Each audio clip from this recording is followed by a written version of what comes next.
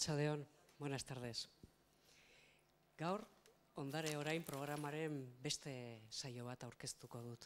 Eta kasu honetan, pantailan ikusten duzuenez, paisaia kulturalaren inguruan hitz egingo dugu. Ondare Orain programa, Foru Aldundiko Zuzendaritza Kulturak antolatutako emanaldi bada, eta bere helburua da ondarearen inguruan izan diren berriak plazaratzea. Atzo dokumenta zoragarri bat ikusi genuen, joan zen astean beste ibilbide bat egin genuen ikonografia musikalaren inguruan, eta oraindik gaurtik aurrera geldituko dira beste bi hitzaldi oso interesanteak. Buenas tardes, y en nombre del Servicio de Patrimonio Histórico Artístico y Archivos de la Dirección de Cultura de esta Diputación Foral de Guipúzcoa, bienvenidos a un nuevo acto del programa Ondarea Orain.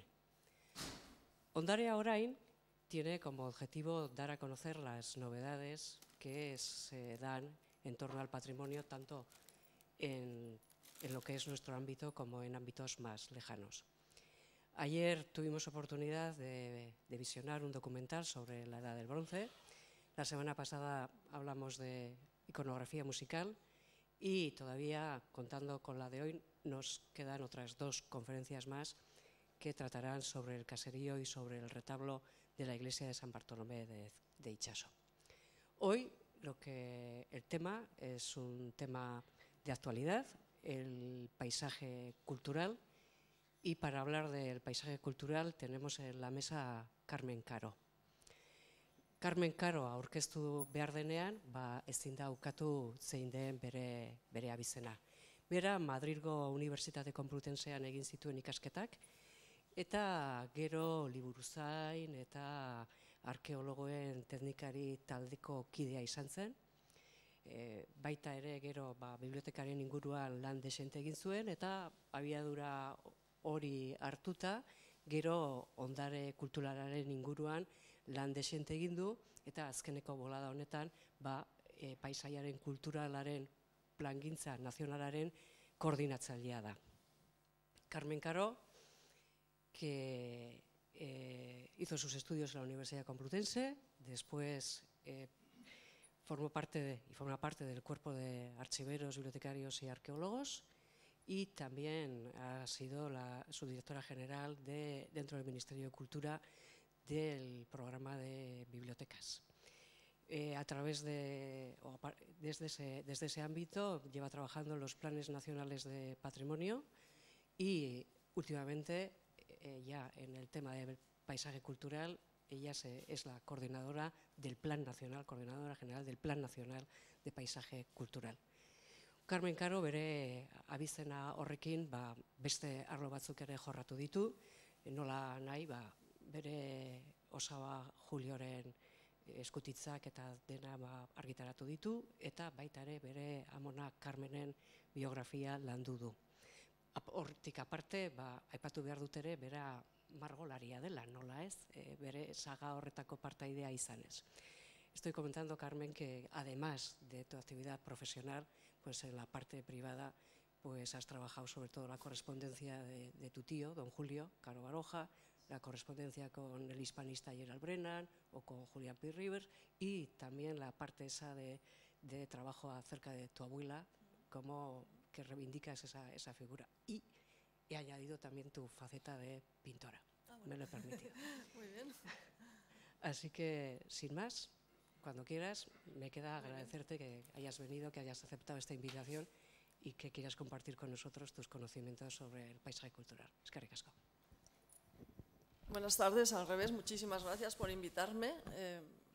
Sobre todo quiero dar las gracias a la Diputación Foral de Guipúzcoa y pues a las encantadoras personas que lo llevan, la parte precisamente de patrimonio, a Merche, que ya la conozco yo de otros años y otras reuniones, y al revés, para mí es un placer y un honor estar aquí hoy. En realidad, yo les voy a hablar de algo que es un poco, digamos, técnico y dedicado a la gestión, criterios y métodos, pero como he pensado que quizá eso sería un poco árido En realidad eso es lo que son los planes nacionales de patrimonio en general y el de paisaje cultural en particular, pero creo que ustedes pueden tener interés, pues quizá en una visión un poco más desde la perspectiva de las humanidades. Y entonces, como yo sé también que la figura de mi tío Julio es muy querida aquí en San Sebastián, voy a intentar desdramatizar esa parte, digamos, árida de la metodología y de la parte de la gestión de los paisajes, y voy a introducir unas ideas que sencillamente son las suyas y son sus estudios, pero que al final coinciden. Entonces, les voy a plantear esto y, por supuesto, si ustedes tienen interés en cualquier otra cuestión, yo estaré encantada de responderles. Esto que les voy a plantear yo, en principio, la parte está, digamos, un poco árida o metodológica o administrativa, por decirlo de alguna manera, viene en función, pues, del sitio donde yo parte de mi vida, pues desempeño parte de mi vida, que es en la Administración General del Estado. Luego es verdad que tengo esa otra faceta que ha mencionado Merche, que me dedico a investigaciones de asuntos familiares. Y entonces este Plan Nacional de Paisaje Cultural está vinculado a la administración, es una herramienta de la administración.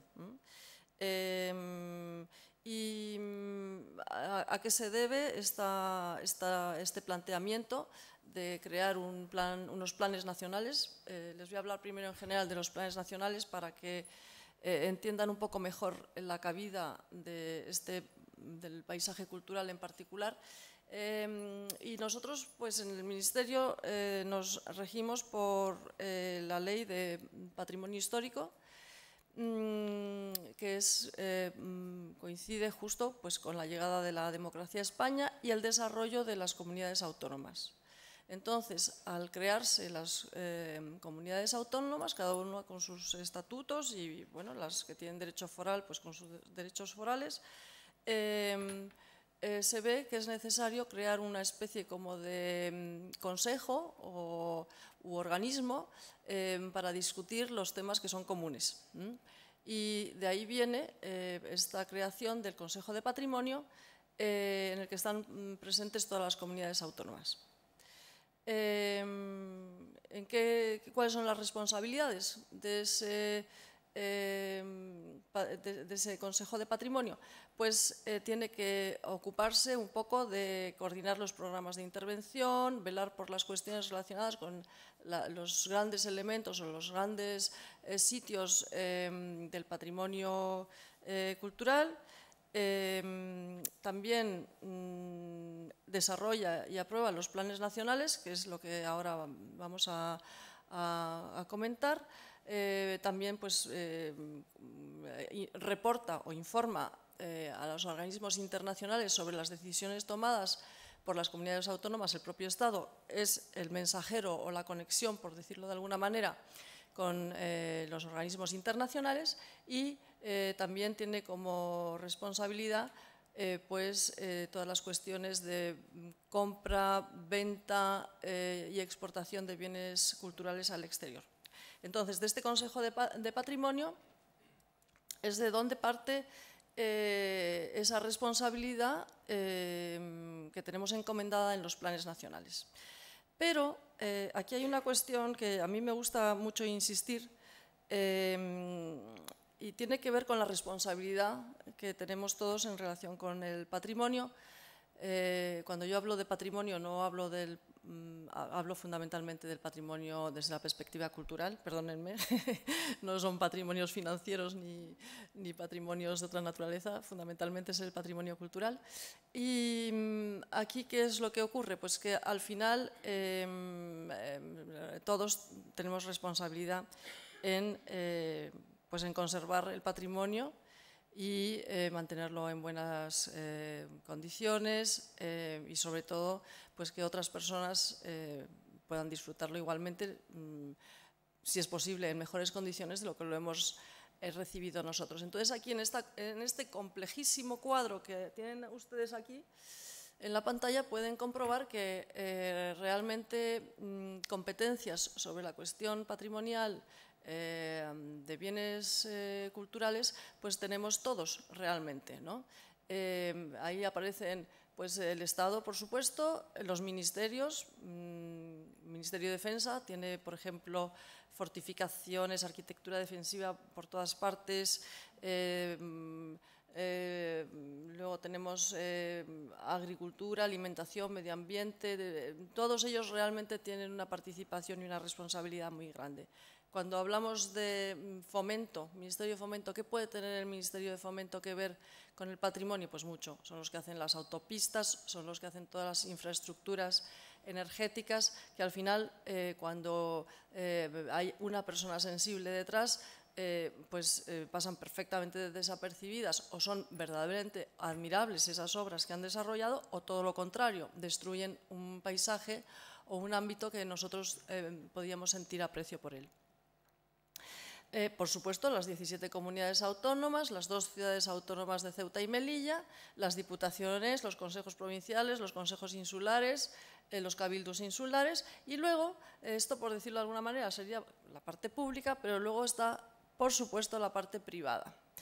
En la parte privada he de decir, en un estudio que tuve que hacer en una ocasión para una asociación de propietarios de bienes patrimoniales históricos, que el 95% del patrimonio está en manos privadas. Eso dice uno, pero ¿cómo va a ser posible el 95% en manos privadas? Bueno, pues bien, se pone uno a pensar y dice, bueno, las iglesias, ¿de quién son? Particulares. ¿De quién son las abadías, los monasterios y los conventos? De las órdenes particulares, por tanto. ¿De quién son las casas monumentales que pueda haber en San Sebastián, en cualquiera de estos, cualquier parte del centro, que decimos, mira qué bien conservada esta casa? Particular.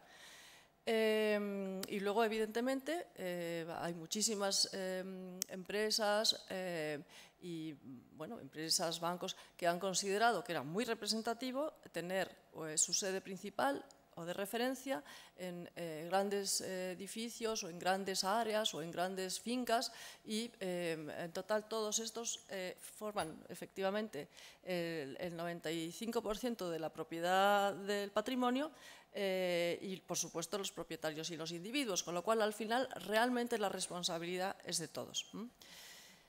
No podemos estar reprochando a una administración que hace algo que no nos gusta, cuando en realidad nosotros, que a lo mejor tenemos una casa pues, con unas determinadas características o una determinada época o una particularidad o una curiosidad, pues no la conservamos, ¿no? Bien, entonces el contenido de los planes, esto es la parte un poco árida, que yo quería ir rápido y solamente introducirles en qué consiste. Los planes, pues en realidad son documentos de gestión en los que se introducen criterios y métodos desde la perspectiva de la administración pública. Es decir, pueden servir para que un particular, por ejemplo, pueda proponer un plan o estudiar un planteamiento o proponer un proyecto.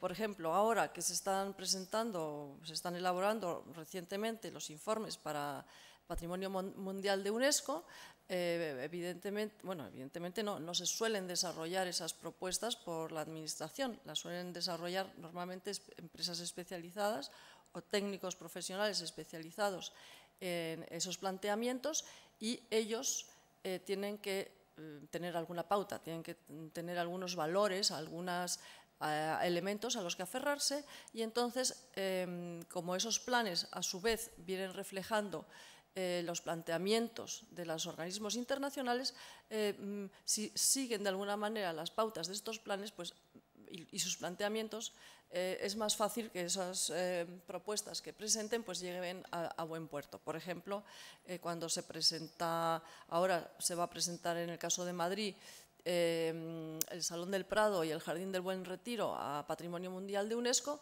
quienes están elaborando ese documento de propuesta a UNESCO, en realidad se está guiando en este árido documento que he traído yo aquí, que son los planteamientos y las pautas que marca el plan del paisaje. Bueno, de modo que es una herramienta, sirve para la planificación de las intervenciones, la protección del patrimonio, marca pautas para el acceso y bueno, pues sirve para coordinar intervenciones, ofrecer información y comunicación, sirven también de referencia pues, de bibliografía, bases de datos, nuevos proyectos, observatorios, o sea, verdaderamente en cada plan estaría toda la información que alguien que quiere abordar un planteamiento sobre uno de los 14 planes, pues lo podría encontrar. Y hasta la fecha existen 14 planes nacionales de patrimonio. Vamos a ver, evidentemente no hay 14 áreas de patrimonio cultural, hay muchísimas más, ¿no? Son áreas temáticas. La primera, quizá la que más les suene, puede ser el Plan Nacional de Catedrales, porque fue el primero que se creó en el año 92. Entonces se hizo cuando se hubo que abordar cómo iniciar y qué hacer con una gran intervención que era necesaria en la Catedral de Burgos, y se vio que no había como una especie como de pautas o criterios para abordar semejante proyecto, ¿no? Entonces, se consideró que era necesario crear una estructura, una base, una especie como de plan director común para el conjunto de catedrales, y de ahí surgió el Plan Nacional de Catedrales. Es decir, que cuando alguien tiene que hacer una intervención en cualquiera de las catedrales españolas, pues entonces se refiere a ese documento y ahí encuentra una serie de pautas y modelos. A la vista del éxito de ese plan, pues se crearon otros posteriores, como fueron, por ejemplo, el de abadías, monasterios y conventos, arquitectura defensiva, patrimonio industrial, que, como ven, de alguna manera son grandes obras. En el fondo, se trata de mucho plan director, mucha intervención de restauración de obra, y responden de alguna manera pues, a una idea, la tradicional, de lo que era el patrimonio. ¿Qué ha ocurrido? Que con los años se ha visto que el patrimonio cultural no es solamente catedrales, abadías, monasterios y conventos y los castillos ni los puentes, sino que se ha visto que hay otras formas de patrimonio que apreciamos tanto o más en algunas ocasiones, como pueden ser, por ejemplo, el patrimonio inmaterial, todas las fiestas, los bailes, las costumbres, los ritos. Eso aquí, sobre todo en esta zona, en realidad en todas partes, es algo que la mayoría de las personas de pequeños hemos vivido, las fiestas del pueblo, o hemos conocido los platos típicos, o conocemos la música de la zona, con lo cual es muy fácil identificarse con esta forma de patrimonio, ¿no? Entonces han aparecido estas nuevas formas de patrimonio, como puede ser el de la arquitectura tradicional. Quien no aprecia una bonita casa típica en un pueblo, que no se sabe quién fue el arquitecto. Esa es la diferencia entre la gran arquitectura y la arquitectura tradicional. No se sabe normalmente quién es el arquitecto, se sabe que está basado en un conocimiento que han transmitido unas personas a otras durante generaciones, y al final pues son muy características y tienen un sello de identidad muy potente, y al final pues todos estamos muy identificados y orgullosos de ellas, ¿no? Luego han surgido otros planes dadas su origen provocado, por decirlo de alguna manera, por la necesidad urgente. La necesidad urgente pues, ha venido, por ejemplo, con el expolio de un caso muy conocido por todos, ha salido en todos los periódicos, de Nuestra Señora de las Mercedes. ¿Se acuerdan ustedes del barco que apareció hundido, que se encontró todo el cargamento que llevaba, y unos americanos querían apropiarse de esos bienes? hubo un pleito muy complicado con los Estados Unidos, porque era un problema de legislación internacional además, y finalmente se consiguió recuperar Nuestra Señora de las Mercedes, creo que se llama. Bien, pues a la vista de ese problema, que fue un problema de grandísimas consecuencias a todos los efectos, no solamente por la cuestión jurídica, sino también por luego la cuestión de la conservación de todos esos cantidades inmensas de plata, sobre todo, y monedas que aparecieron allí en el galeón, ¿qué se hace con todos esos bienes que aparecen, ¿no? ¿Qué se hace con todos esos pecios que aparecen, que se encuentran en el fondo del mar y que en algún momento hay que saber qué hacer con ellos, ¿no? Entonces, en situaciones de emergencias, por ejemplo, como este caso, surgió el plan, apareció el plan, se desarrolló el Plan Nacional de Patrimonio Arqueológico Subacuático. O, por ejemplo, otro origen muy importante para esto, del desarrollo de otro plan particular fue el de emergencias y gestión de riesgos a raíz del terremoto de Lorca. El terremoto de Lorca es una ciudad patrimonial en Murcia. ¿Y qué ocurrió? Pues que fue una sacudida de la tierra muy potente, se vino abajo varias iglesias, varios edificios muy bonitos, importantes, desde todos los puntos de vista, con mucha historia y peso, y apareció allí la unidad militar de emergencia, apareció del ejército, apareció todos los cuerpos y fuerzas de seguridad del Estado que aparecen en esas circunstancias. Y luego se vio que no había heridos o que ya se había resuelto el asunto humano urgente, se apuntalaron los edificios y luego, bueno, ¿y ahora qué hacemos? Ahora aquí está esto lleno de cuadros, lleno de retablos, lleno de libros, lleno de todo tipo de formas patrimoniales. ¿Y qué se hace? Pues no se sabía qué había que hacer, porque nunca se había dado una situación de emergencia de esa naturaleza. Con lo cual se desarrolló el Plan Nacional de Emergencias y Gestión de Riesgos.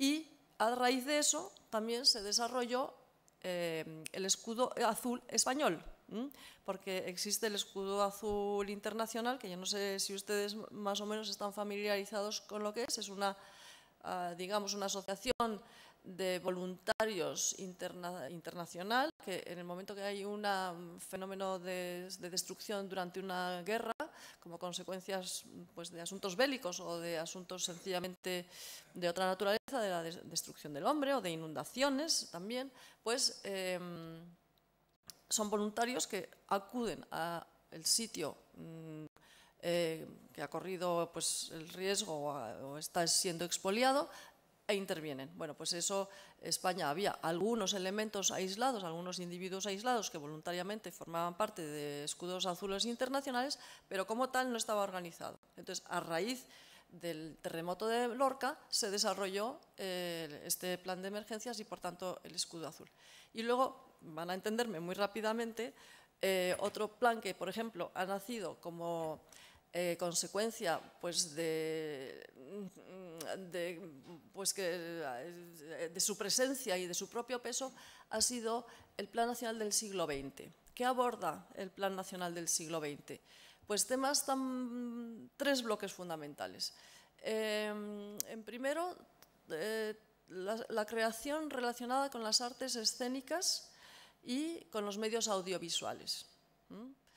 Es decir, la pregunta: ¿qué hacemos con las películas que se conservan del primer cine español? ¿Dónde están? ¿Qué trozos existen? ¿O dónde están las primeras fotografías? ¿Dónde están? O, por ejemplo, ¿quién se encarga de archivar los archivos, valga la redundancia, de la televisión, de las televisiones? Porque claro, en una sociedad totalmente audiovisual, conservar la memoria audiovisual es fundamental, ¿no?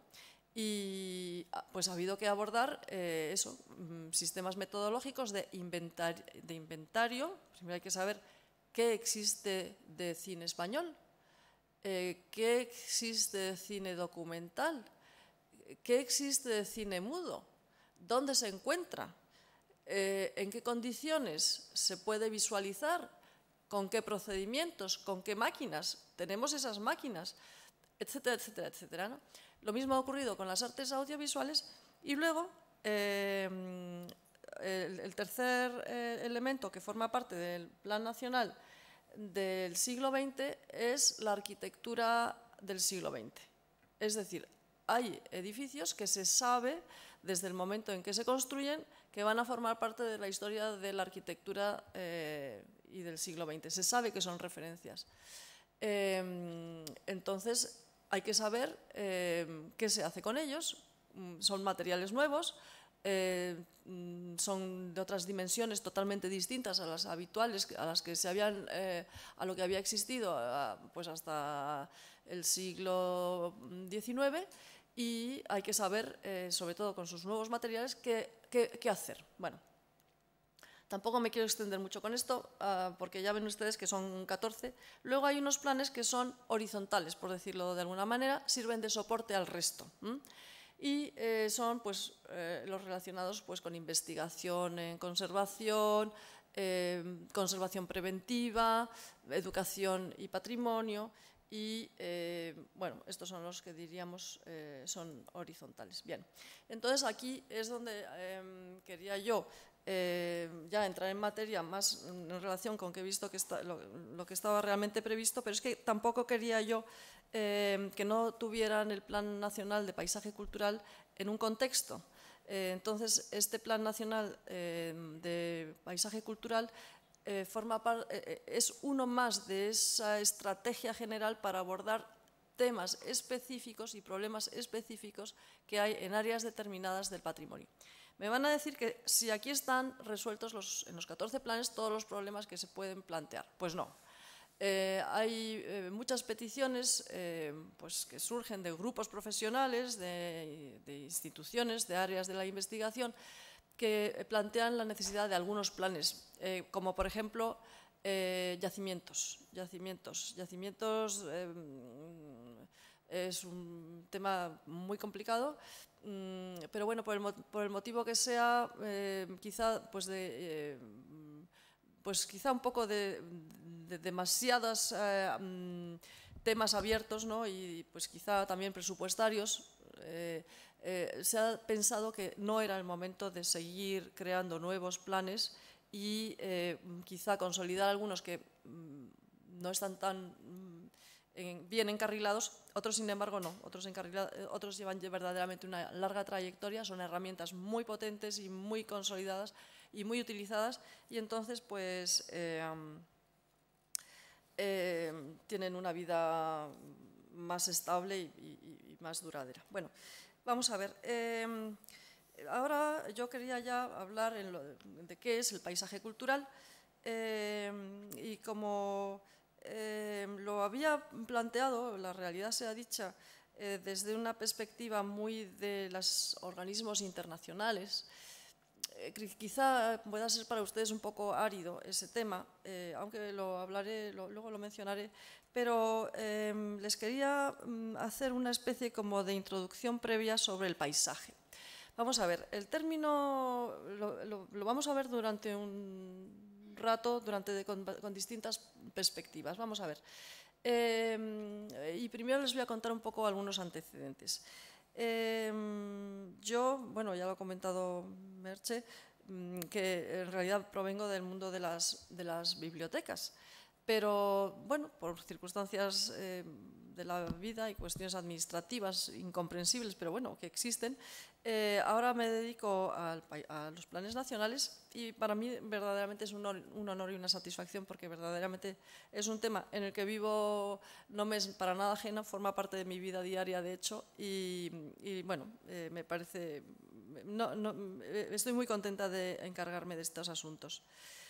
Pero vamos a ver, es verdad que estas cuestiones siempre tienen una orientación o se pueden ver desde un ángulo muchísimo más del área de las humanidades y de la investigación. Y entonces ahí tengo la fortuna de que mi referente es mi tío Julio, no me tengo que ir muy lejos, y tiene él tiene varias publicaciones, para mí son mi libro de cabecera para estas cuestiones y quizá algunos de ustedes los conozcan. Este libro que se llama Paisajes y ciudades y este otro que se llama Arte Visoria, creo que a lo mejor lo conocen, ¿no? Y uno incluye un artículo que se llama La interpretación histórico-cultural del paisaje, y el otro tiene un artículo que se llama precisamente Arte Visoria, que trata específicamente de cómo ver el paisaje. Bien, y introduce el concepto de paisaje.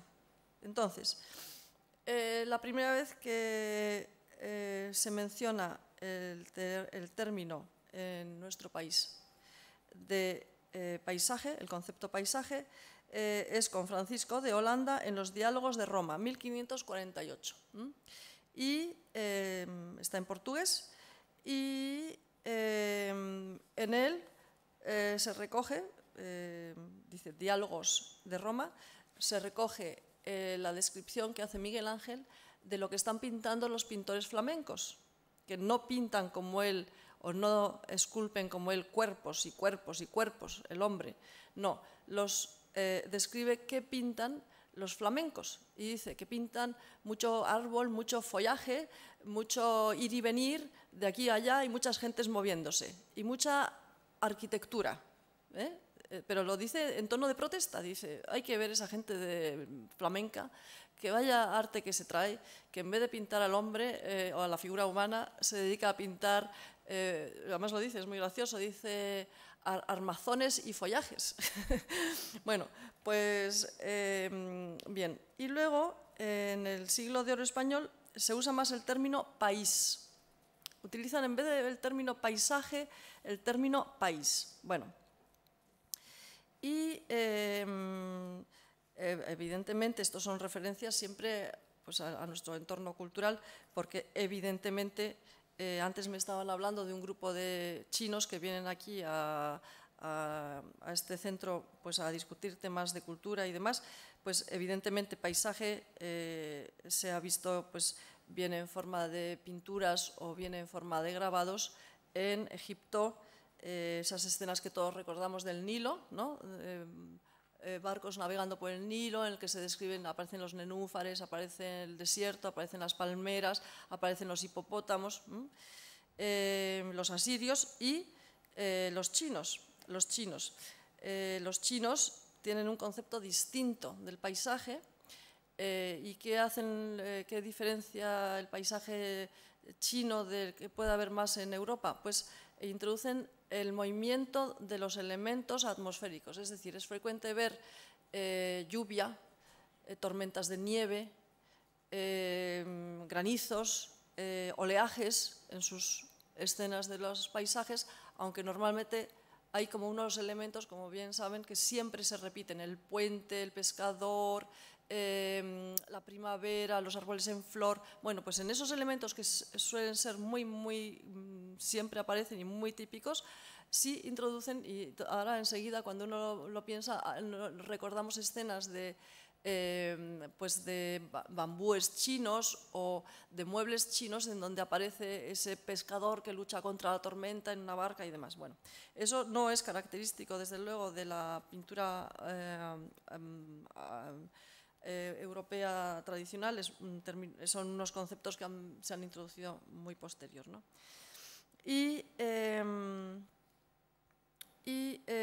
Luego el siguiente elemento que nos interesa para entender este asunto del paisaje cultural es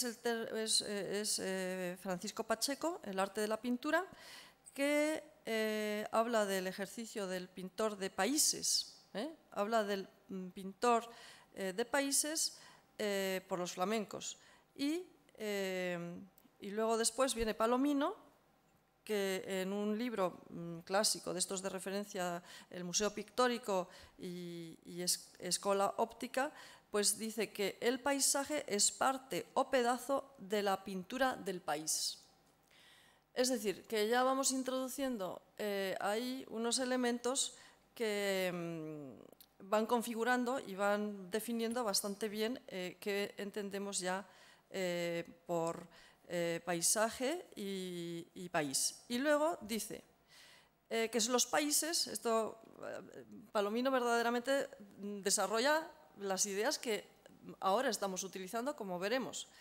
Dice que hay dos maneras de pintar el paisaje, o los países, que es lo que él dice, los países, que son unos en que la historia se sujeta al país y otros en los que el país se sujeta a la historia. Es decir, los que la historia se sujeta al país son efectivamente los cuadros flamencos, que predomina la vegetación, la verdura.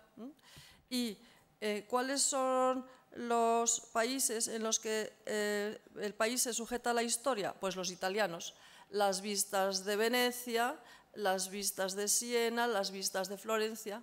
Son mucho más fuerte la presencia del hombre en el paisaje italiano que en el flamenco. Bueno, y luego habla de un elemento que veremos aquí también, ahora cuando hable en particular del plan de paisaje cultural, que habla del país dominante.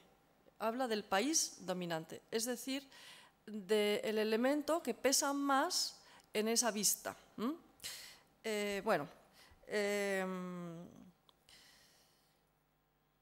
Evidentemente, luego hace una reflexión sobre cuándo aparece el término del paisaje y dice que aparece antes en los poetas y en los santos. Es decir, que es verdad que antes los poetas clásicos hablaban del paisaje y ese elemento pues, es posterior en el caso de los pintores. Bueno, y luego, según también Palomino, hay una interdependencia de la historia, la sociedad y el paisaje y el ámbito natural. O sea que ya en estas épocas ya nos están definiendo verdaderamente cuál es el concepto. Bueno, a continuación, mi tío se va al Museo del Prado y dice, bueno, voy a hacer una catalogación visual de qué paisajes tenemos en el Museo del Prado, o en San Telmo o en cualquier gran museo donde haya un repertorio. Y dice, bueno, vamos a ver, yo veo aquí paisajes políticos. Bien, entonces dentro del paisaje político dice paisajes reales, en donde se destaca la realeza, ¿no? Paisajes feudales, señoriales, serviles. Luego dice, en función del trabajo, entonces aparecen los paisajes agrícolas, los paisajes pastoriles, los paisajes de caza. Acordémonos de los cuadros de Bruegel en los que aparecen los cazadores en la nieve. Y luego están los paisajes industriales, mineros, de explotación de maderas, etc. Y luego dice, también hay paisajes de tránsito, como por ejemplo pues de posadas, de caminos, de peregrinos, y luego menciona fluviales, marítimos y portuarios, urbanos, suburbanos, militares. Bien, pues quería yo mencionarles esta parte quizá un poquito más desde el punto de vista de las humanidades, para ver que cuando al final se crean y se desarrollan estas herramientas de la administración, que son de una dureza tremenda, al final hay mucha investigación detrás y lo que son unas palabras que a veces son verdaderamente hostiles, ¿no? Vemos que detrás hay todo este estudio, ¿no? Bien, luego hay un elemento muy importante que hay que introducir, que es el elemento de la realidad de cada espacio, de espacios, territorios. Un elemento que es el ojo del hombre, es decir, no es lo mismo lo que ve una persona, todos hemos conocido esto, un propietario, por ejemplo, de una huerta, él ve la posibilidad que tiene de sacar provecho a esa parcela de terreno, mientras que el ojo del promotor ve las posibilidades que tiene de que haya ya un desarrollo urbanístico o industrial, o el caso del pescador el pescador de una zona, me da igual cuál, vive de su barca, de su pesca, de sus aperos, de sus artes, y sin embargo aparece otra vez, por ejemplo, el mismo promotor y ve las posibilidades que tiene de un desarrollo turístico. Son el ojo. Y luego hay otro elemento que es lo que se ve y lo que no se ve. Lo que no se ve, ¿qué es lo que no se ve? La parte espiritual, los santuarios. Los santuarios tanto de todas las religiones, del mundo cristiano, precristiano, todos conocemos, por ejemplo, y hoy he leído una cosa muy bonita que es de esta parte absolutamente inmaterial y de lo que no se ve, que es el miedo. El miedo. A ver, sitios donde se pasaba miedo, por ejemplo, porque había brujas. Pues ese sería un paisaje cultural. Ahora lo veremos. Con lo cual, cuando hablamos de paisaje, estamos viendo que estamos hablando de territorio, estamos hablando de mayor o menor influencia del hombre o mayor o menor peso de la naturaleza. Estamos viendo de la perspectiva del hombre, cómo lo ve cada quien, que cada quien lo ve distinto y tan válido es una perspectiva de uno como del otro, es su territorio, su mundo que hay que respetar, y luego está aquella otra parte que no se ve, pero que existe y que viene a cuento de algo que luego les comentaré. Bueno, evidentemente todo esto que estamos explicando es cambiante. Nosotros hemos coincidido, hemos vivido todos en una época en que hay sitios que ni reconocemos, otros están perfectamente identificables, pero algunos sitios no los reconocemos. Y bueno, hay que tener en cuenta un elemento que ahora también comentaremos, que es el tema de la inmovilidad. Vamos a ver, nosotros vivimos en este territorio y evidentemente es imposible ser inmovilista, es decir, tenemos que ser capaces de desarrollar y vivir en el territorio que tenemos porque de él vivimos. De manera que en algunos casos, por motivos excepcionales, a lo mejor es conveniente ser muy conservador pues de bienes patrimoniales y en otros no tanto. Hay que ser respetuoso, pero no tanto. Bueno, entonces, ¿qué es el paisaje cultural? Esta es la definición que tiene el Plan Nacional de Paisaje Cultural de España. O sea, aquí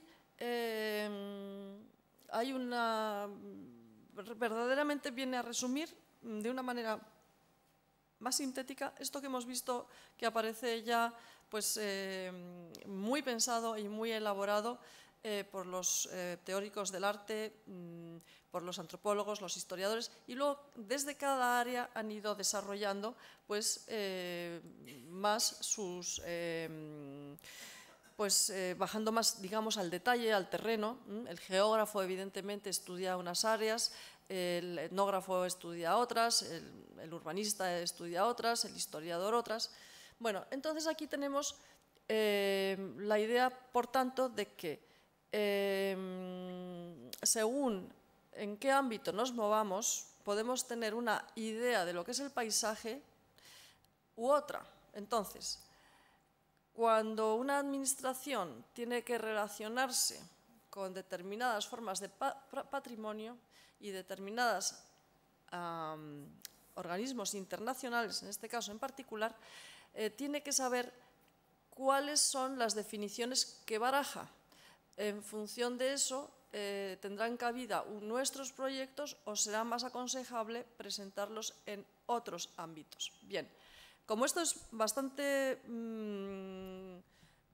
podríamos hablar mucho y tampoco creo que sea el momento.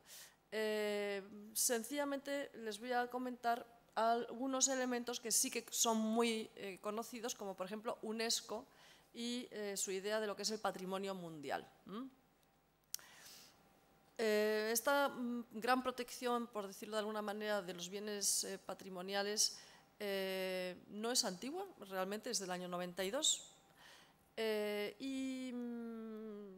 es la convención, la año 92, Convención sobre la protección del patrimonio mundial, cultural y natural de UNESCO. Bien, ahí es donde por primera vez reconoce los paisajes culturales y establece estas 5 categorías que ven ustedes ahí.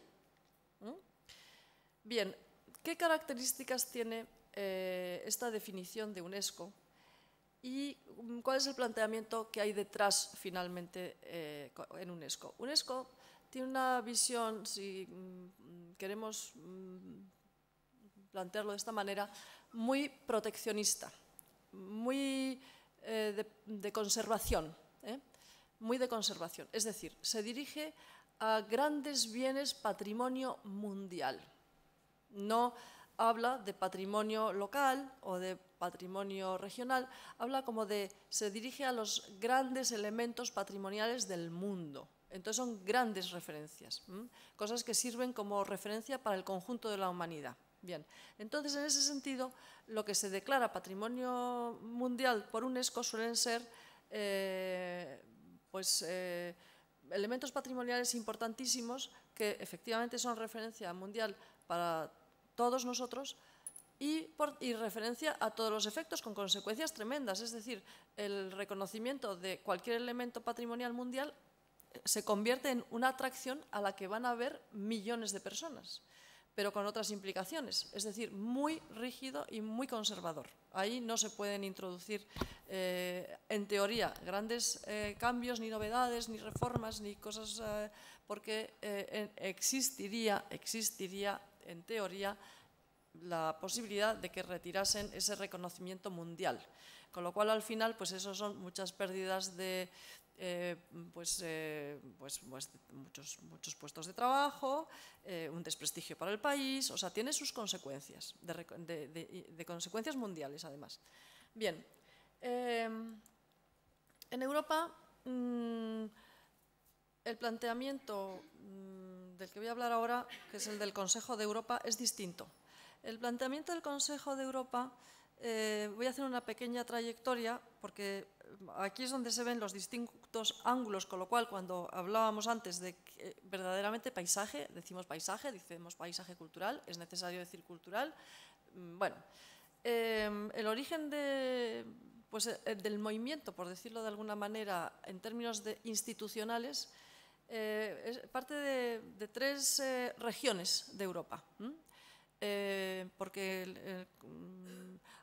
3 regiones de Europa, que es una agrupación que la componen Andalucía, la zona del Languedoc y la zona de la Toscana, se asocian, empiezan a estudiar el paisaje de esta zona del Mediterráneo, se dan cuenta de que hay unos elementos comunes, se dan cuenta de que es necesario abordar el paisaje no vinculado a siempre algún bien patrimonial importante como se plantea desde UNESCO y siempre en plan de conservación, sino verdaderamente como estudio del territorio.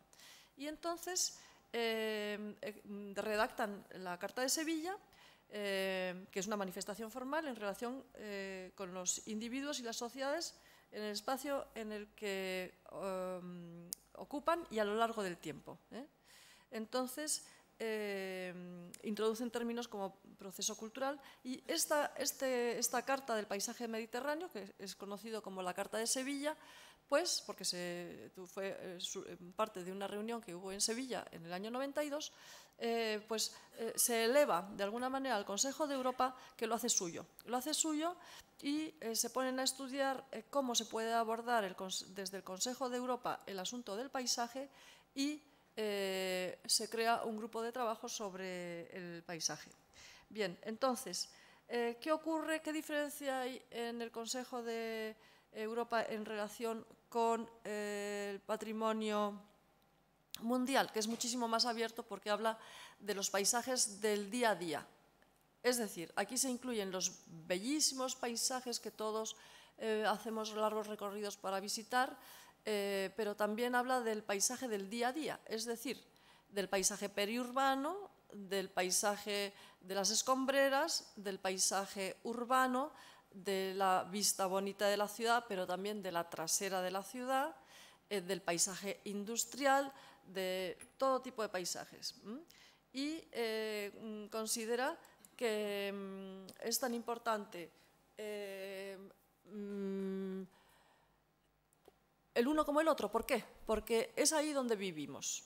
Es ahí donde vivimos. Entonces, es ahí donde vivimos y tienen la idea, que es una idea muy polémica, muy politizada también y muy estudiada por desde distintos ángulos, que es la idea de que condiciona, el entorno en el que vivimos condiciona las conductas y al mismo tiempo pues existen pues barrios que en principio parece que podrían crear o generar una sociedad hostil y entornos que hacen una vida muchísimo más agradable, fácil, y como al final pues todo esto está hecho en función del hombre y somos nosotros los principales o perjudicados o beneficiarios, pues se trata de que esos entornos sean lo más agradables y beneficiosos posibles.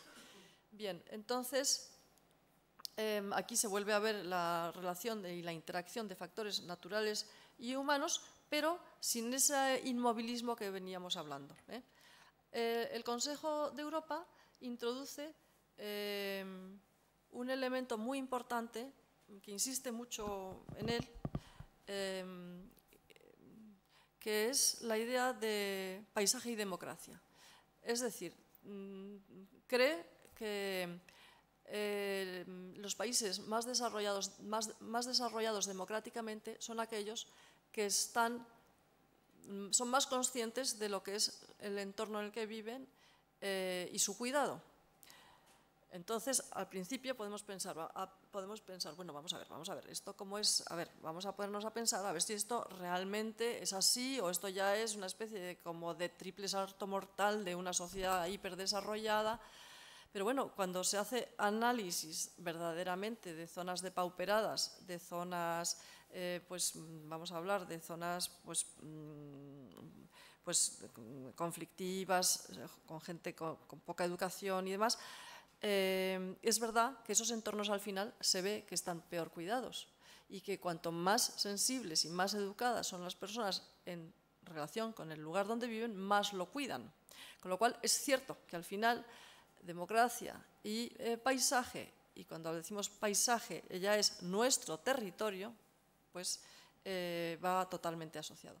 Hay otro problema aquí en el término en la visión del Consejo de Europa, y es que, claro, Europa es un continente que ha estado ocupado desde milenios, ¿no? Entonces, existe la idea de que realmente tanto lo que está ocupado e intervenido como lo que no está intervenido al final es por una decisión humana. Es decir, ¿por qué la isla de Santa Clara está impecable y solamente tiene el faro? Porque hemos decidido no construir, hemos decidido que se conserve así. ¿Por qué existen por ejemplo, por qué existen los fabulosos parques nacionales? Porque hemos decidido que eso sea una reserva. Podríamos haber decidido construir, podríamos haber decidido hacer ahí un polígono. No, se ha decidido que se conserve virgen. Entonces, al final interviene también el hombre en esas decisiones. Bueno, entonces, como se pueden ver en este plan de paisaje cultural, volvemos a ver aquellos términos: territorio, acción humana, dimensión espacial, dimensión temporal, proceso humano, percepción, interpretación, que veníamos leyendo en los estudiosos de la pintura, los estudiosos desde el punto de vista de las humanidades. Estamos hablando de los mismos planteamientos en términos distintos. Bien. Y entonces, ¿cuál es el objetivo de este plan de paisaje cultural? Pues, evidentemente, la salvaguarda de paisajes culturales de interés, por supuesto, los excepcionabilísimos, como podría ser la Bahía de la Concha, que es un prodigio de la interrelación entre el hombre y la naturaleza, pero también el paisaje cotidiano, es decir, que se hace con aquellos barrios en donde inevitablemente pues hay que urbanizar porque hay que hacer una zona industrial, unas viviendas para determinadas personas que van a venir a trabajar y necesitan unas viviendas, qué características van a tener esas viviendas, etcétera, etcétera, etcétera, ¿no? Bien, estos son los elementos, los objetivos del plan, el estudio, desde luego, la identificación y caracterización y la sensibilización social y reconocimiento político. Para mí, esta es la parte más importante quizá, la de sensibilización, porque si no sabemos ver, si no sabemos apreciar las cosas, difícilmente vamos a poder actuar sobre ellas. Con lo cual, primero es importante llegar a un sitio y saber ver, ¿qué tengo aquí? Hay un ejercicio muy bonito que a mí me gusta, que es, a ver, describe, ¿qué ves? Y es muy curioso porque no todo el mundo ve lo mismo. Entonces, ese ejercicio es muy bonito y es imprescindible para luego tener criterios, decir, sí, yo quiero esto, yo quiero defender aquello. Si no tenemos criterios, difícilmente vamos a poder luego actuar. Entonces, para eso hay que ver y ser consciente de lo que está en nuestras manos. Bueno. Y luego, pues esto, nuestras tareas ahí en las comisiones de seguimiento, que es otra vez volver a la cosa administrativa, pues son las tareas de investigación, conocer, proponer, concienciación, es decir, metodología y gestión. Bueno,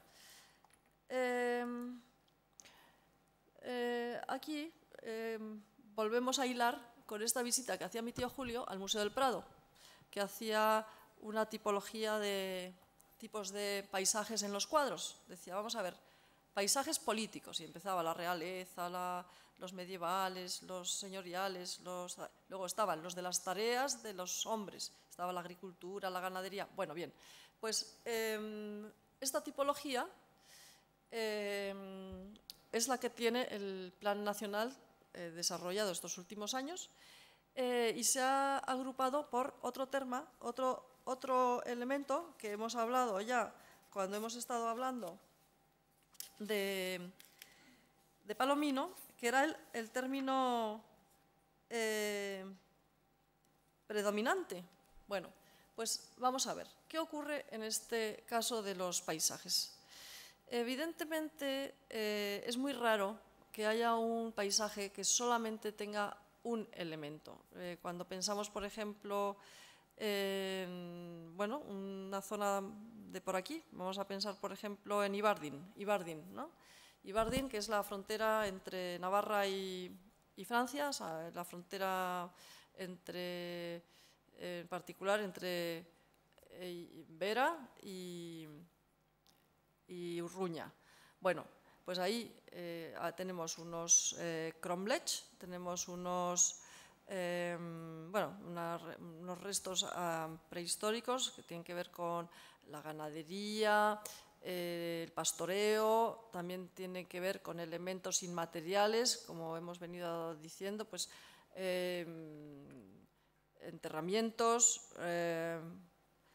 ceremonias funerarias y también tenemos unos elementos comerciales totalmente nuevos, unas ventas, grandes superficies, gasolineras, bueno, ahí cohabita todo, ¿no? Bien, entonces, ¿cómo se describe un paisaje cuando se va a abordar un estudio desde el punto de vista metodológico? Cuando está todo combinado, también tiene elementos defensivos y estamos hablando no de la descripción paisajística, sino que estamos hablando de la metodología y del estudio y la descripción de ese entorno.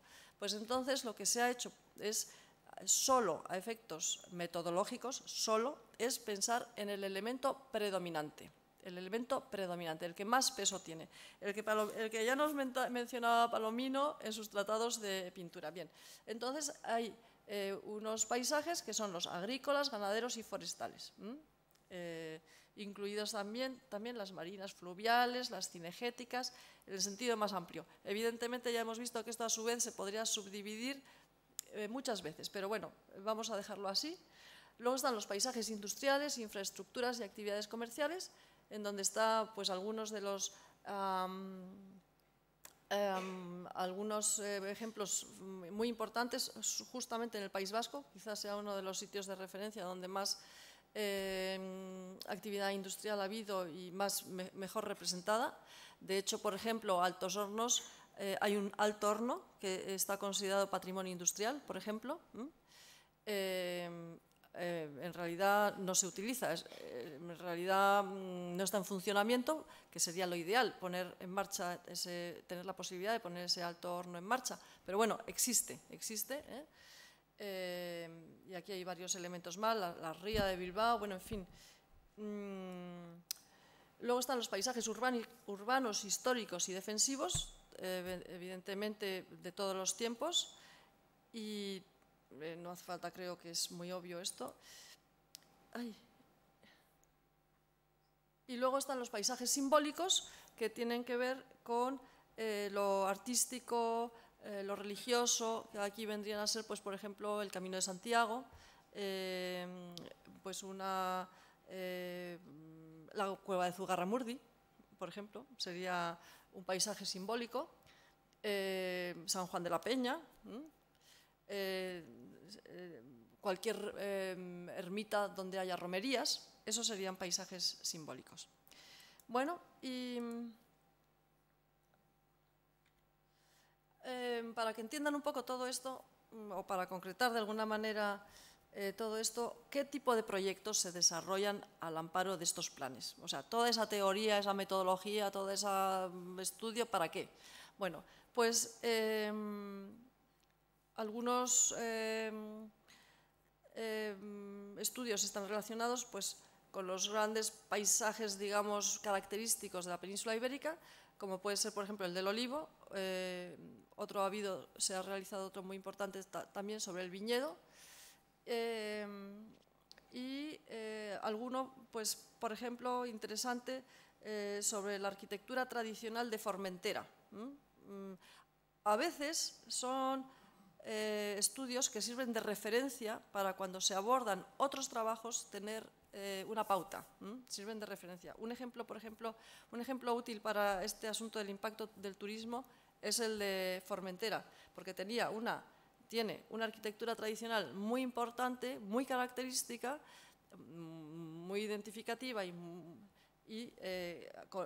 amenazada de alguna manera por toda la cuestión del impacto turístico, cosa que ocurre en la mayoría de las costas españolas, con lo cual sirve de referencia, pues, para pequeños pueblos, pequeños territorios, cómo abordar la gestión cultural de esos territorios, que al final es lo que queremos, la gestión cultural y la gestión de esos territorios de manera que podamos vivir de ellos, pero siendo capaces de conservarlos. Y ahora, ¿qué tenemos en marcha? Pues alguno muy interesante, por motivos diversos. Por ejemplo, uno sobre el paisaje del Esparto. ¿Por qué?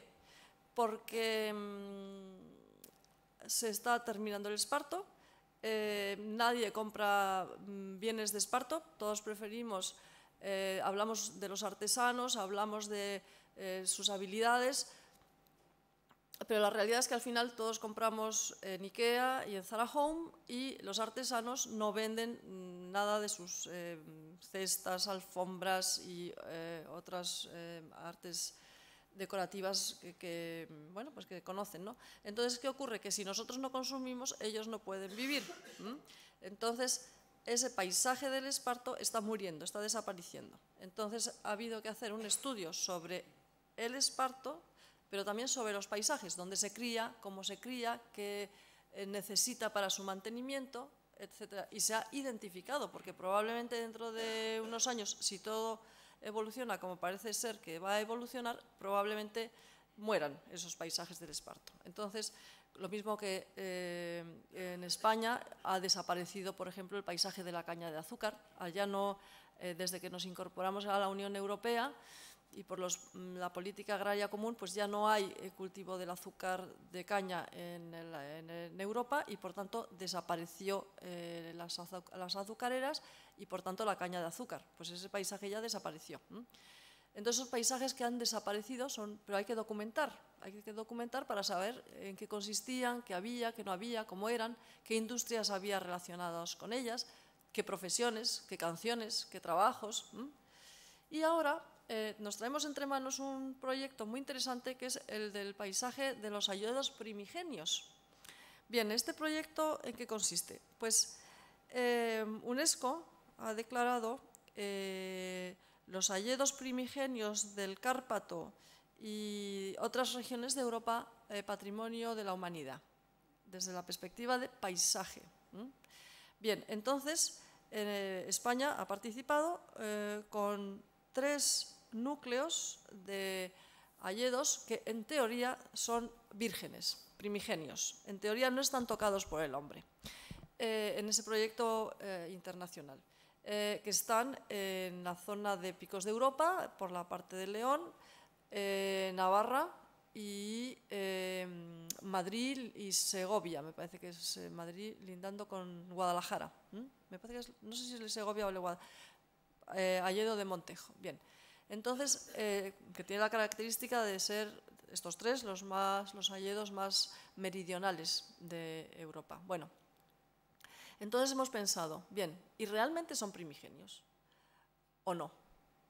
Es decir, ahí va a haber enterramientos de alguna manera prehistóricos o no. ¿Va a haber algún rito o alguna leyenda o algún mito o no? ¿O va a haber algún tipo de explotación de carboneros o forestal o realmente son vírgenes a todos los efectos? Entonces, va a ser muy interesante saber hasta qué punto existen zonas totalmente vírgenes en Europa o no. Y esa va a ser una contribución original nuestra que presentaremos al Consejo como informe de seguimiento del estado de ese patrimonio mundial de la humanidad. Y luego tenemos también preocupación por lo que estamos hablando de los paisajes periurbanos, es decir, existen, todos tenemos en la cabeza pueblos bellísimos, el centro histórico perfectamente cuidado y sin embargo la transición hacia el campo pues es horrorosa. A veces pues son polígonos mal organizados, en muchas ocasiones medio abandonados, casas de mala calidad. Bien, entonces evidentemente las grandes ciudades tienen sus equipos de urbanistas y proyectistas, pero luego hay muchísimos otros municipios que no tienen ese equipamiento y pues es una transición que está pensada claramente por los que viven en el pueblo, es decir, uno piensa siempre en la salida de ese pueblo, nunca en la entrada, por lo que tiene que atravesar. Es decir, me estoy despidiendo, nunca más lo voy a volver a ver. No, claro que lo va usted a volver a ver. En cuanto entre va a volver a ver este horror, ¿no? Entonces, vamos a hacer unas pautas. Es complicado porque tiene que ver mucho con lo que veníamos hablando antes de la sensibilización, tanto de las personas que viven en esos municipios como de las personas que son responsables en la política de esos municipios, pues de tomar las decisiones que sean. Como a veces no tienen pautas, vamos a crear unas pautas y las vamos a intentar dar máxima difusión. Evidentemente no puede ser, no nos tenemos que limitar de alguna manera porque es muy complicado ese estudio y cada territorio pues tiene sus características. Hay elementos comunes, desde luego, está claro, pero al menos que sirvan para, pues, como una herramienta y para que tomen conciencia, ¿no? Y luego también vamos a hacer, por ejemplo, cosas relacionadas con la difusión, unos folletos relacionados también para los municipios medianos y pequeños. Por ejemplo, percepción de los campos energéticos. Todos tenemos en la cabeza algunas vistas de campos eólicos, campos de solares, o tenemos también en la cabeza las basuras de los pueblos, los contenedores, uno, otro. ¿Dónde suelen estar? Como nadie lo quiere tener en la puerta de su casa, en la puerta de la iglesia, donde nadie protesta. O sea, elementos muy fáciles de solucionar y económicos que de alguna manera pues van a hacer un poco más, o podrían hacer más habitable o más pues de alguna manera queremos embellecer al final el pueblo, ¿no? Y son verdaderamente fáciles y son para pequeñas, para fácil distribución. Estarán en internet y quien quiera descargarse esas pautas pues estarán allí. Y luego, por el otro lado, estudios inmensos, como por ejemplo este del paisaje de la dehesa, pero la dehesa no desde la perspectiva de la explotación agrícola o ganadera o de las rindes de tal ganado o de tal otro, o de determinados trigos o de determinadas... no desde esa perspectiva de la explotación agrícola ganadera, que al fin y al cabo forma parte de las competencias del Ministerio de Agricultura y viene muy regulado por la PAC, sino desde el punto de vista desde el paisaje cultural. Es decir, ¿qué hay de cultural en la dehesa? La dehesa, curiosamente, yo no lo sabía, es el paisaje más extendido que hay en la península ibérica, me parece que son 3,5 millones de hectáreas. Y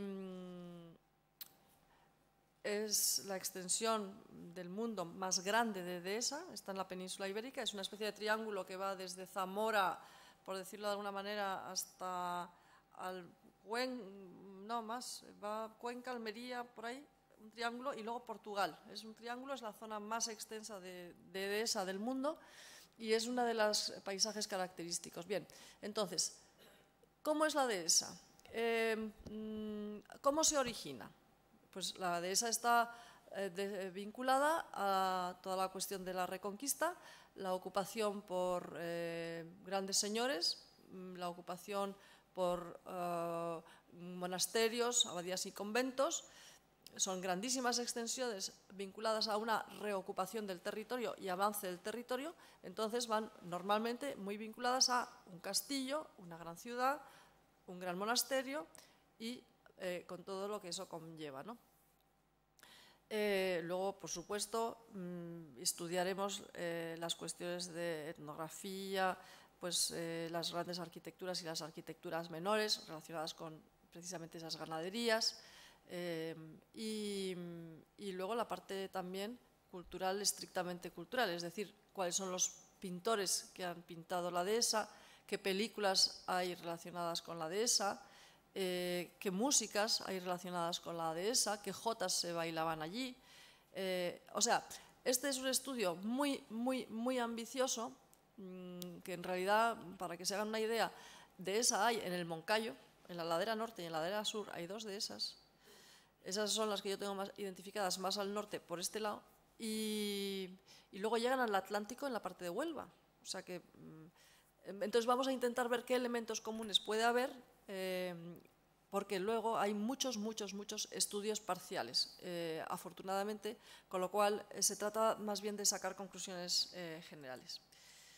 Y como, bueno, no sé yo hasta qué punto estas cuestiones de planteamientos teóricos y metodológicos les puede interesar, aquí tienen mis datos por si quisiesen contactar para algún tema, y es una página web del Ministerio en la que realmente tienen toda la información que puedan necesitar, pues ya les he dicho, incluso hay unos vídeos de explicación.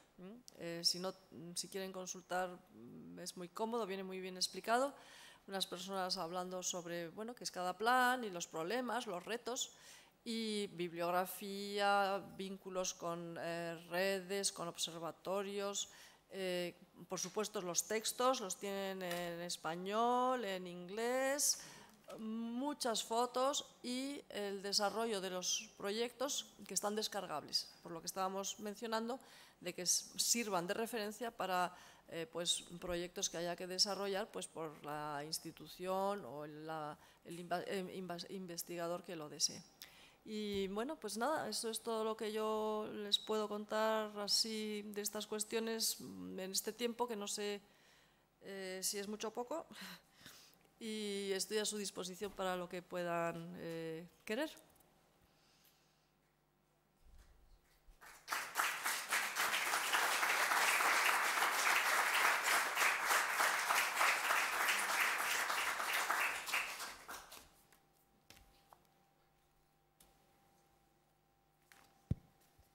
Bueno, Bueno, pues si hay alguna pregunta y vista la disposición es el momento.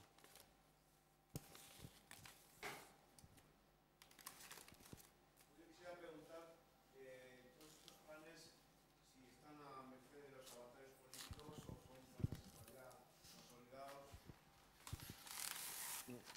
Pues están bastante consolidados. Están bastante consolidados porque, de hecho, por ejemplo, el más veterano es el de catedrales, como hemos visto, y luego hay algunos que son de reciente creación, sobre todo los horizontales, los de conservación preventiva, investigación en conservación, educación y patrimonio. Esos son los más recientes, tienen 3 o 4 años. Pero sí están bastante consolidados porque, de hecho, ha habido hace un par de años, por el Consejo de Patrimonio que hemos mencionado justo al principio del todo, donde están todas las comunidades autónomas representadas y el Estado, se ha hecho una especie como de evaluación de los planes.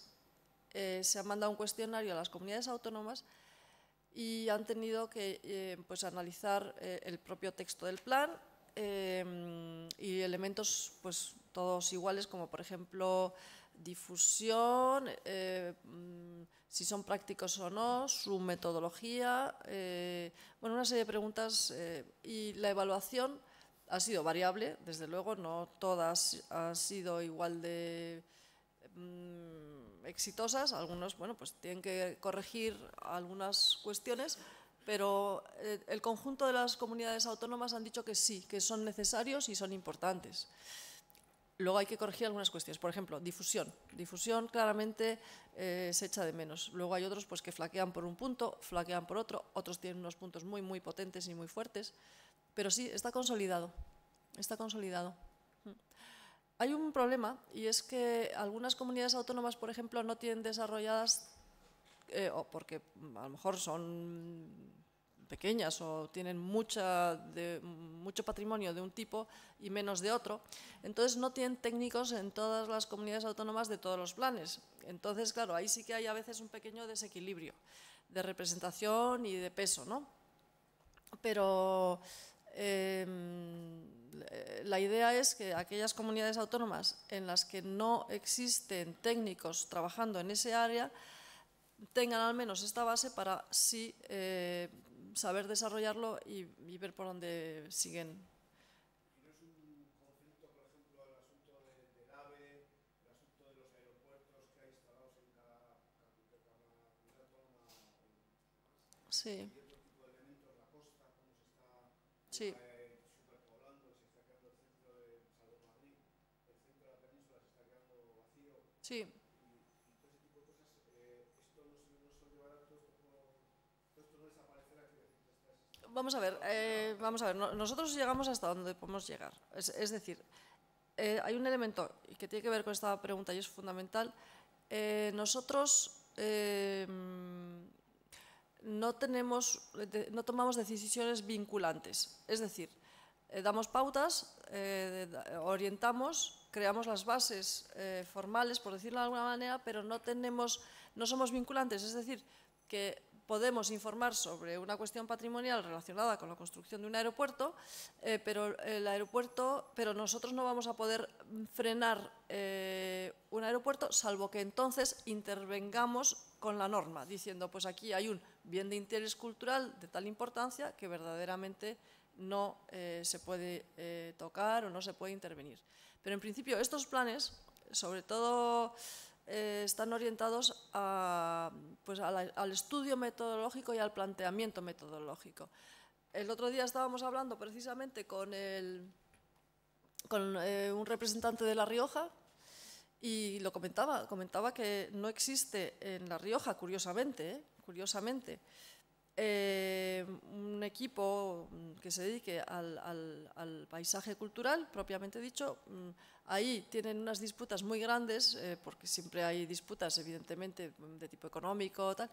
Y entonces, ¿qué dice? Que por no haber una sensibilidad en la propia Rioja, que en principio hay que ver con lo que existe allí, con las maravillas y el atractivo que tiene y lo bien conservado que está en su mayor parte, ¿no? Pues comentaba este señor, que por cierto, que además es senador, que por falta de acuerdo en la comunidad, las decisiones vienen dadas por los ministerios de Madrid. Y entonces las redes eléctricas, los grandes tendidos eléctricos, las grandes infraestructuras de trenes, etcétera, vienen tomadas no por ellos, que sería lo adecuado que opinaran e intervinieran, sino por una administración ajena.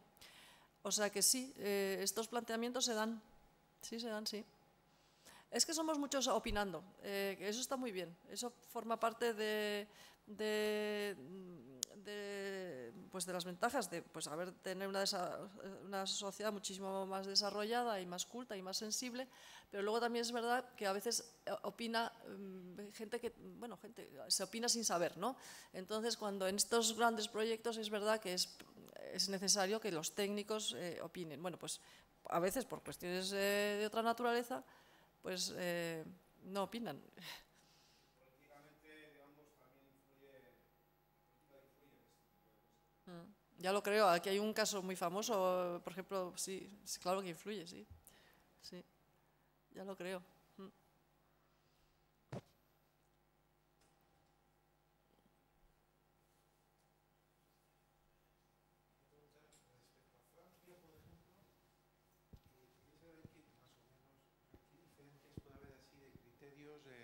Sí, quería preguntar respecto a Francia, por ejemplo, que es un país vecino, pues a ver qué diferencias hay, porque yo veo que se hacen, a mi entender, yo no soy técnico de nada, pero sí que veo que en los dos sitios se hacen cosas a veces que no, respecto a, por ejemplo, en Villarriz, por decir algo, en la casa del Marqués de Badoja, que ya sé que no es nada que ver con ustedes, que es de la familia Lemedy y Barrola, pues tiene una verja preciosa con un jardín que está en estado de abandono, pero que era como de 2 centenares de metros, y luego la casa del Marqués de Badoja. Pues ahora resulta que he visto que están haciendo, bueno, llevan ya unos meses haciendo obras en el jardín, y la perspectiva, la vista más bonita de la casa desde la carretera general se la van a cargar. Eso han hecho en Biarritz, lo están haciendo ahora, o el Chateau de Cadadoc, que han hecho una clínica pequeñita psiquiátrica para temas de bulimia y tal, que también se cargan, pero bueno, quería saber qué diferencias hay. Pues muchas, hay muchas diferencias. Hay muchas diferencias. Vamos a ver. Curiosamente, vamos a ver. Los franceses es una gente que muy dada al estudio, muy intervencionista del paisaje y muy cuidadosa con su paisaje. Mucho más conscientes, quizá, en general que en España. De hecho, ellos tienen, como ejemplo, del que hablan con frecuencia, el paisaje cultural de Espelette.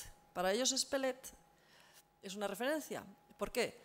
Porque han conseguido que a partir del pimiento se mantenga una agricultura no es tradicional, pero de aspecto tradicional, porque se ha transformado también para introducir los nuevos mecanismos de cosecha, etcétera, pero se han especializado en el pimiento, y del pimiento han hecho toda una relación, una historia, y han desarrollado también muchos productos vinculados al pimiento. Entonces, el pimiento de Espelette, que probablemente sea un pimiento, bueno, no lo sé, pero vamos.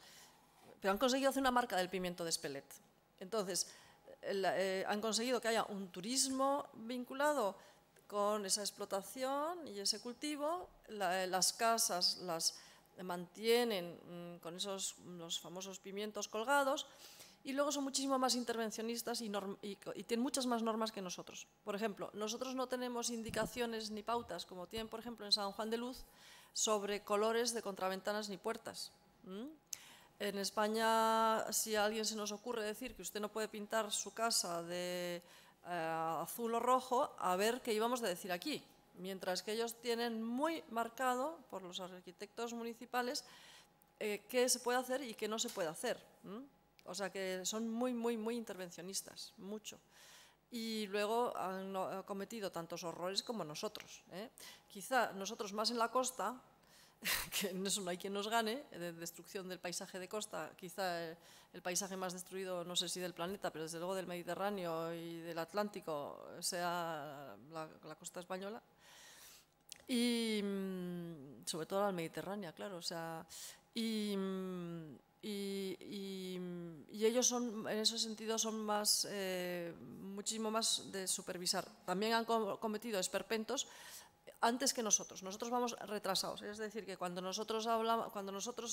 España en los años 50, no, en los años 60, estaba hablando de la migración del campo a la ciudad, ese era un asunto que ellos ya tenían muy estudiado y muy trabajado, y ya había ocurrido antes y ya conocían sus consecuencias. O sea, la despoblación del mundo rural y todo eso ya lo conocían, lo habían estudiado. Y los fenómenos periurbanos de la banlieue y todo eso ya lo tenían muy estudiado.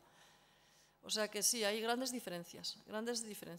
Luego tienen mucho patrimonio, nosotros también muchísimo, quizá más, por ahí andaremos, pero son mucho más intervencionistas. Y nosotros quizá protegemos como los grandes sitios patrimoniales, y ellos en su conjunto los grandes sitios y los que de menor categoría. Ellos tienen una especie como de jerarquía, de una graduación de bien patrimonial, y esas nosotros menos. Tenemos, por ejemplo, protección pues, a nivel municipal, pero se interviene muy poco, ellos muchísimo más. Sí, por eso, bueno, por eso no, pero es uno de los motivos por los cuales cuando vamos allí notamos una diferencia.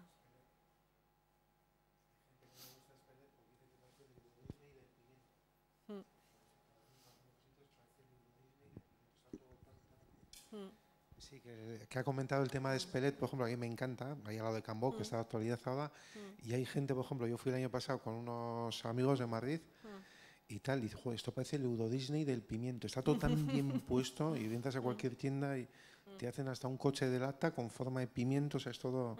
Pero bueno, a mí me encanta. Luego es que nosotros, nuestra psicología es muchísimo más individualista y de alguna manera anarquista, o sea, eso es así. Entonces, tienen una cosa que es, y además vinculamos muchas cosas que no tendríamos que vincularlas a cuestiones políticas, las vinculamos a asuntos políticos. Por ejemplo, los franceses tienen la Ville Fleurie, que dices, vaya cursilada, la Ville Fleurie. Ya, la Ville Fleurie es una maravilla, porque verdaderamente ahí hay una inversión en estética, en cuidado de la rotonda, de la esquina, de la casa. Bueno, y eso se otorga, es una concesión que te dan una especie como de reconocimiento por haberte esmerado, y es un premio de alguna manera, ser reconocido como Ville Fleurie. Bueno, claro, ¿qué ocurre? En España, claro que existía el pueblo más bonito de España, pero era de la época de Franco. Entonces había un concurso, el pueblo más bonito de España, entonces se ponía toda la carretera llena de macetas, era un espectáculo. Pero ahora, a ver quién es el que se atrevería a proponer algo parecido. O sea que seguimos con unas historias que nos pesan en asuntos que verdaderamente son incomprensibles, pero bueno, esa es la realidad. Esa es la realidad. Entonces, por eso a mí me gusta muchísimo insistir en el individuo. En el individuo. Que el municipio no se pone de acuerdo para hacer esto por el motivo que sea. Bueno, bien, pero yo, ¿qué puedo hacer? ¿Puedo yo tener cuidado en lo que es mi jardín o mi casa, mantenerla bien, seguir una línea que tiene que ver con lo que se ha hecho ahí, no construir algo que no... Pues por eso creo yo que es tan importante cada uno de nosotros, ¿no?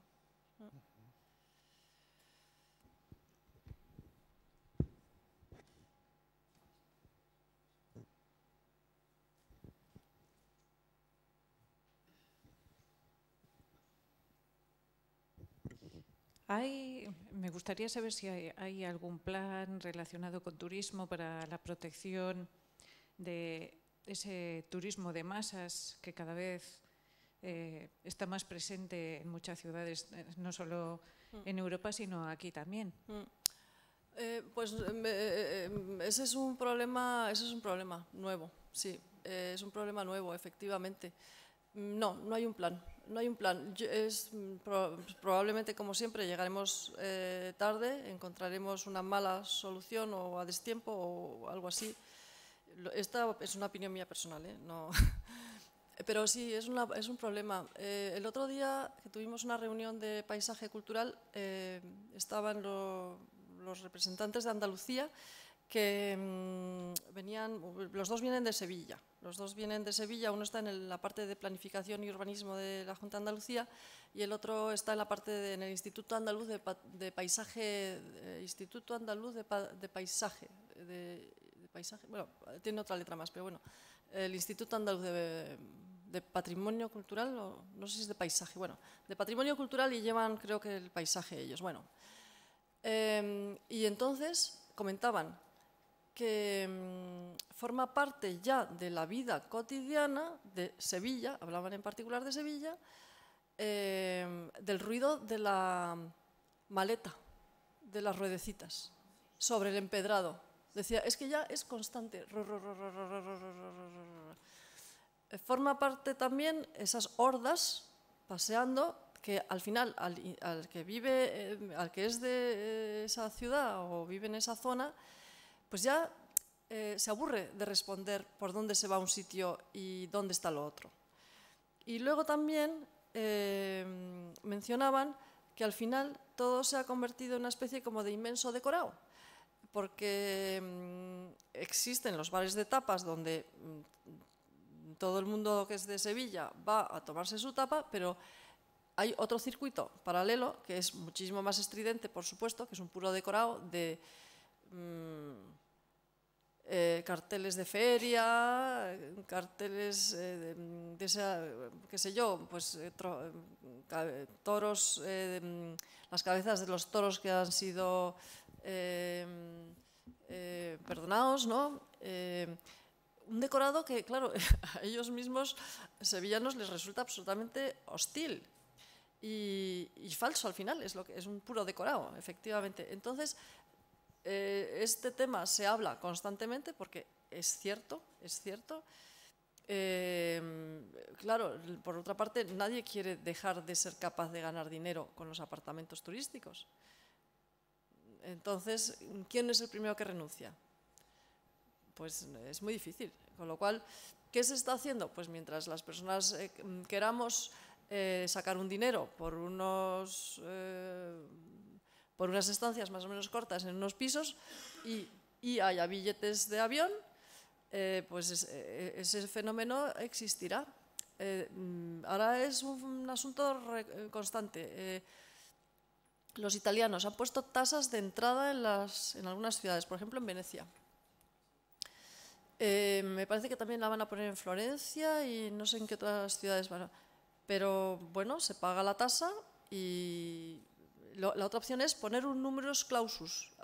Hoy entran tantas personas, en vez de a un museo o a una exposición, a toda la ciudad.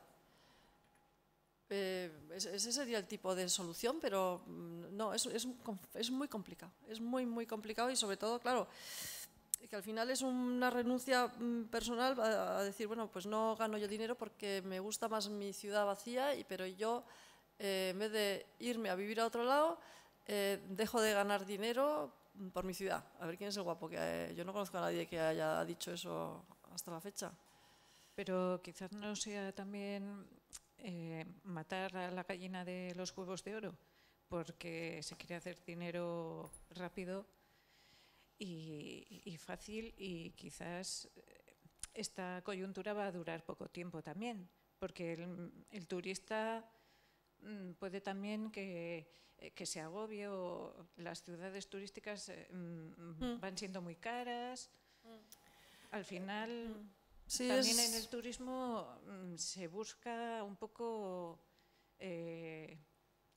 no sé, lo autóctono, o sea, que no sea un Disney World. Pues sí, pero eso es lo que se puede ver desde un lado, y luego hay otras personas que, por ejemplo, solamente viajan con una lista en la mano a aquellas ciudades o aquellos lugares que son patrimonio de la humanidad. Entonces dicen, ¿tú has hecho este? No, yo no, hacemos este y por lista, así, no es por un interés particular. O sea, es que una cosa es, o sea, el turismo actual no tiene nada que ver con el viaje, son dos conceptos distintos. Y sí, es un problema muy gordo, es un problema muy gordo. Era un problema gordo ya hace unos años en algunas ciudades y, por supuesto, desde que existe lo de los apartamentos turísticos, eso está muy desatado y muy amplificado. Porque, y claro, luego tiene también su acomodo y su propia... ahora resulta que en algunas ciudades, por ejemplo, los apartamentos turísticos están baratísimos, porque hay mucha competencia. Entonces, salvo los apartamentos o casas, porque ahí hay todo tipo de oferta, en general el apartamento medio ha bajado muchísimo, con lo cual ya es una cuestión de compensación personal de hasta qué punto a alguien le puede interesar tener a alguien por esa cantidad de dinero, pero evidentemente como ya la oferta es inmensísima, pues el precio ha bajado. Entonces no, es un tema muy complejo, muy complejo. Yo no sé cuál es la solución.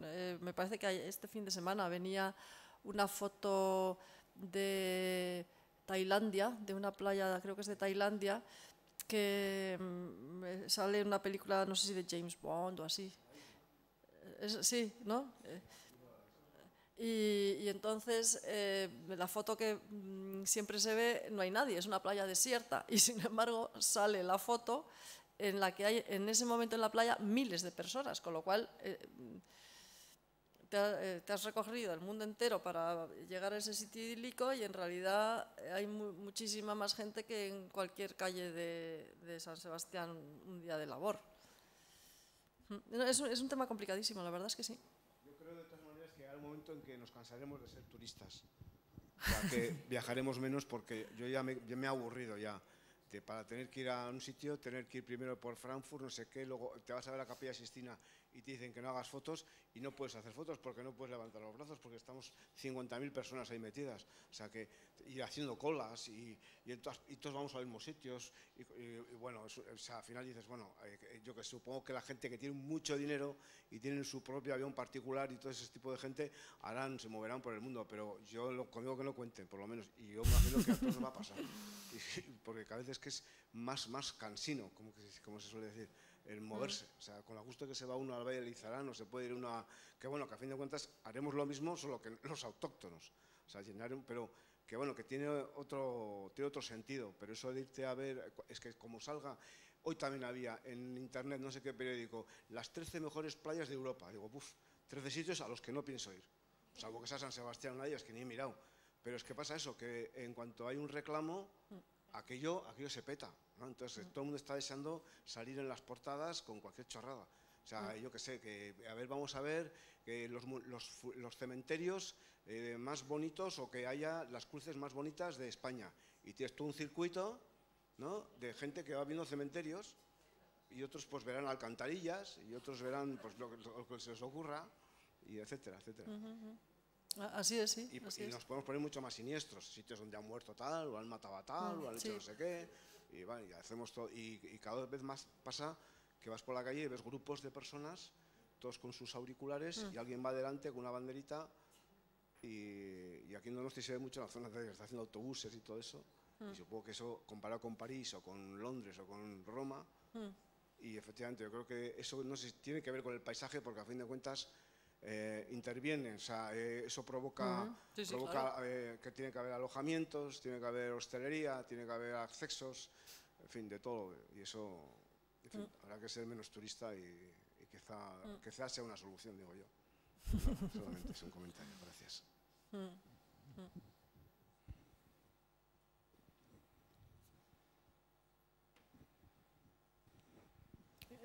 ¿Querías que te contestara? No, es que estoy de acuerdo, sí. Vamos a ver, claro, cada uno tiene su punto de inflexión y al final pues hay que ir contracorriente muchas veces, ¿no? Es decir, ¿cuál es el pueblo más solitario y deshabitado? Y ver el encanto del paisaje despoblado, no sé. Pero Claro, tú has llegado a esa conclusión a base de viajar mucho, pero es que hay muchas personas que todavía no han viajado mucho, sino que van a viajar por primera vez. Entonces, hasta que lleguen a ese punto de saturación, tendrán que a su vez viajar mucho, con lo cual, yo para mí que esto va a ir a más. No sé si va a ir, no sé hasta qué punto, pero que ahora no estamos en el punto álgido, eso sí.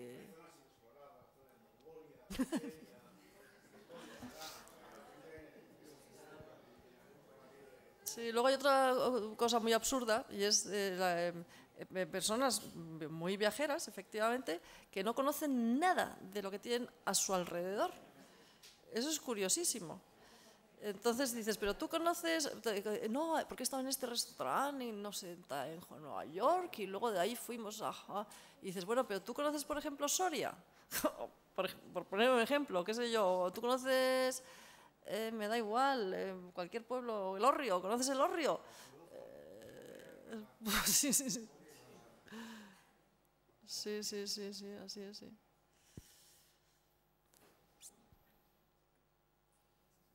Bueno, pues ya estamos, ¿no? Bien, una pregunta. Las ciudades se están convirtiendo en las ciudades en parques temáticos. La iniciativa privada los convierte en parques temáticos, perdón.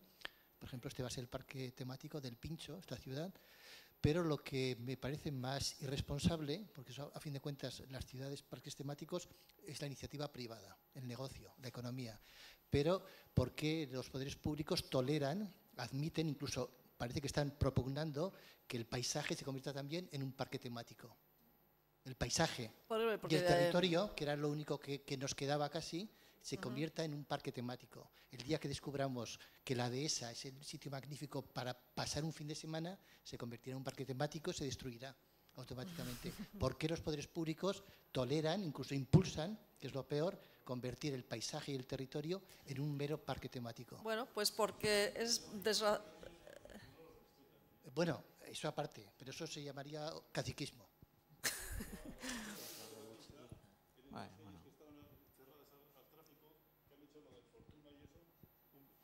Me refiero a lo de San Sebastián, que yo, por ejemplo, soy de San Sebastián, pero he vivido mucho tiempo en Barcelona y he vuelto ahora.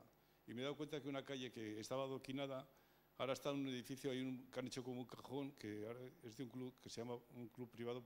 Es que no oigo bien, perdón, ¿eh? Una calle que era adoquinada, de estas que van una calle que va a la Concha, que has dicho tú que era un sitio perfecto, un paisaje perfecto. Bueno, en fin, bien. Entonces yo lo conozco desde yo tengo 65 años y lo conozco desde pequeño. Y era una calle adoquinada que va a la Concha al lado de la Plaza Zaragoza. Y ahora han hecho allí un cubo de un club que se llama Fortuna, es decir, que el Ayuntamiento de San Sebastián no ha respetado. Porque yo creo que eso no es respetar el paisaje. En una calle que era adoquinada han hecho como un cubo, que es la entrada a un club que se llama Fortuna. Y a mí me ha sorprendido, como nos cierra, que el Ayuntamiento de San Sebastián no ha permitido eso. Ya, bueno, eso luego está... Entonces, y luego unas chimeneas más que salen de otras calles más al lado del Hotel Londres, que antes no existía. Es decir, que yo creo que el problema principal no es tanto de la iniciativa privada, sino de que ya las propias instituciones no respetan a la gente ni a las personas. No sé si son los políticos que están en los ayuntamientos o en los gobiernos, y yo creo que son los primeros que no respetan a las personas. Y lo primero que una democracia, porque decías que estaba vinculado todo el tema de que las democracias respetaban más el paisaje que otros regímenes políticos. Pero yo creo que la democracia tampoco es un sistema perfecto y se está demostrando en este ejemplo que pongo yo. Porque lo importante es poner ejemplos, y en concreto esto de la Bahía de la Concha, de San Sebastián, que me parece nefasto. ¿Cómo puede haber unas calles que eran adoquinadas, que se hayan quitado los adoquines y encima se haya puesto unos cubos para entrar a un club deportivo privado? Yo hago esta denuncia aquí públicamente, porque me parece inoportuno y además antiestético. Y esto, si hay alguna persona del ayuntamiento, me dirijo a él, porque me parece eso lo deberían de quitar además. Porque la Concha no se merece eso. El paisaje de la Concha no se merece. Yo creo que el Ayuntamiento de San Sebastián ha sido...